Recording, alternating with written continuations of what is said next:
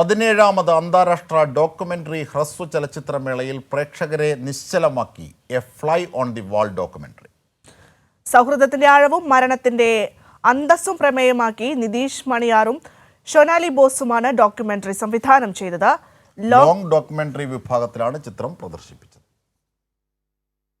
ഷോനാലി ബോസിന്റെ അടുത്ത സുഹൃത്തായ ചിക്ക കപാഡിയയുടെ അവസാന ദിവസങ്ങളിലെ ജീവിതവും മരണവുമാണ് ചിത്രത്തിന്റെ ഇതിവൃത്തം. അർബുദരോഗമായ അനാപ്ലാസ്റ്റിക് തൈറോയ്ഡ് കാർസിനോമ ബാധിച്ചപ്പോഴാണ് ഡോക്ടറുടെ സഹായത്തോടെ ചിക്ക മരണം വരിക്കാൻ തീരുമാനിക്കുന്നത്. ഈ അവസാന യാത്രയെ ഒരു ഡോക്യുമെന്ററിയാക്കി മാറ്റാൻ ചിക്ക തന്റെ സുഹൃത്തുക്കളോട് ആവശ്യപ്പെടുകയായിരുന്നു. അങ്ങനെ ഡിഗ്നിറ്റി ഇൻ ഡെത്ത് എന്ന ആശയം കൃത്യമായി അടയാളപ്പെടുത്തുകയാണ് ചിത്രം. ഹ്രസ്വ ചലച്ചിത്രമേളയിലൂടെ സിനിമയെ സ്നേഹിക്കുന്ന കേരളത്തിലേക്ക് മടങ്ങിയെത്തിയതിന്റെ സന്തോഷവും സംവിധായിക ഷോനാലി ബോസ് പങ്കുവച്ചു.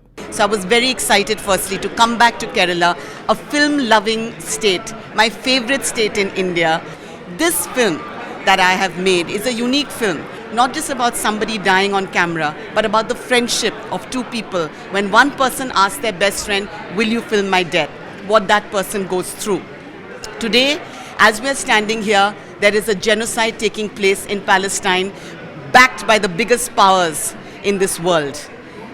These same powers will not allow a human being who is dying of stage 4 cancer to die with dignity.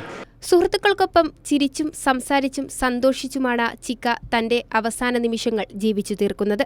ജീവിതത്തെ ധീരമായി നേരിട്ട ഒരു വ്യക്തിയുടെ അവസാന ആഗ്രഹങ്ങളെയും അത് നിറവേറ്റാൻ മുന്നിട്ടിറങ്ങിയ സുഹൃത്തുക്കളുടെ സ്നേഹവും തുറന്നുകാട്ടുമ്പോൾ പ്രേക്ഷകരിലും അത് മികച്ച പ്രതികരണമാണ് ഉണ്ടാക്കുന്നത്. കൈരളി ന്യൂസ്, തിരുവനന്തപുരം.